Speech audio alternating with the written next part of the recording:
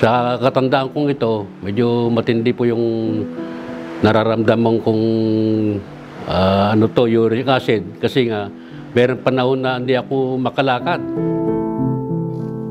Ako po si Ginoong Alberto Pacleb, isang retired military, 76 years old, nakatira dito sa Dinulupian, Bataan. Nung nag-retire ako, medyo hindi ako concerned sa mga kalusugan ko. Maraming bawal na akong kinakain. Yung papaitan, laman loob. Siguro naipon yung mga sa katawan ko. Nagkaroon ng mataas na uric acid. Hanggang sa puntong medyo hindi na ako makalakad. So si Mr. Pacleb, di ba, aminado siya na napakahilig niya sa papaitan. Di ba ang papaitan, mga laman loob yan. Yung mga laman loob na yan is very rich in a compound called purine. Yung purine na yan, pag kinain mo na yan, no, napasok sa katawan mo, it will break down into uric acid. Yan ang nagiging problema sa gout kasi it accumulates in your joints and kidneys even, yon. So in his case, nagkaroon siya ng gout to the extent na hindi na siya makabangon, hirap na siya, nakatungkod na siya, yon. During the early stage, ang gout minsan walang nararamdaman.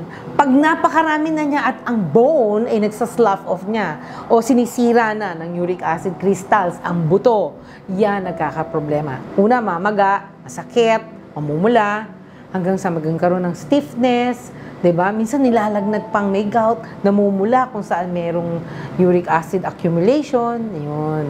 Hindi lang laman loob ang causes ng gout. Corn syrup, pwedeng mag-increase ang uric acid mo. Hipon, seafood, meat, diba?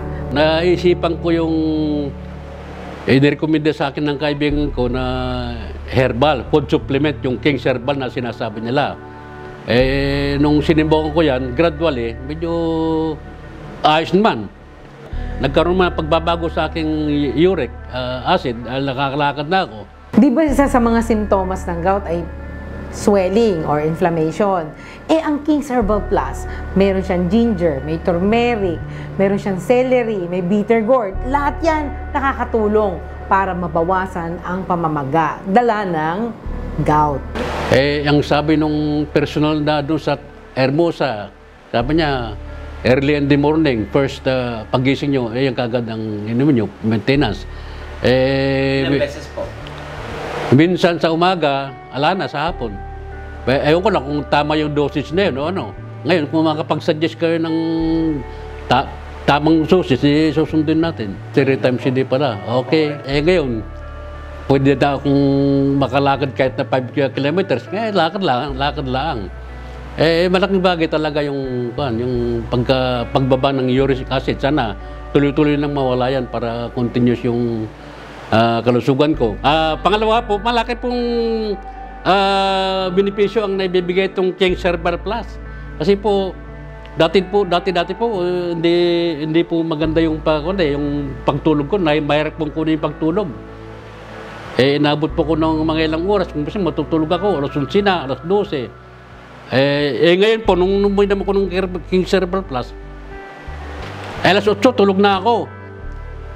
Taka pagising ko sa umaga, naging normal. Ang para sa akin lang, tangkilikin nila itong King's Herbal Plus na ito upang marami pang makinabang sa darating na panahon sa mga gustong magsubok na yan.